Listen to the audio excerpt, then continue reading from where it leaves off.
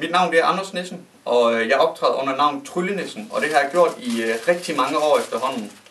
Og har optrådt på både danske og udenlandske scener, og har stillet op til forskellige konkurrencer, hvor jeg også har gået hen og vundet. Og udover det, så kunne jeg rigtig godt tænke mig at komme ud og optræde til lige netop dit arrangement. Og det kunne være alt lige fra bryllupper, sommerfester, konfirmationer eller runde fødselsdage. Som tryllekunstner, der går du altid rundt med sådan en magisk lille ting nede i lommen, der hedder sådan en lille magisk saks, som man lige kan tage og klippe rebet over med.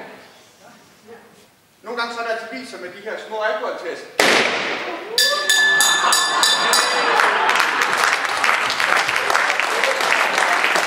Stine, kan jeg få dig til at tænke på et dyr? Så tæller jeg til 3, så skal du bare sige noget, hvad der var for dyr. Jeg tæller til 1, og jeg tæller til 2, og jeg tæller til 3, og så skal du bare sige, hvad der var for dyr, du tænker på. Og hvad var det? En hund! Mine damer og herrer, lige præcis. Det er fantastisk at se den form.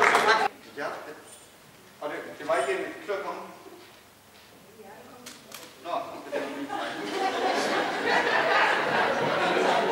Men nogle gange så har de den krop, man har med at snyde folk.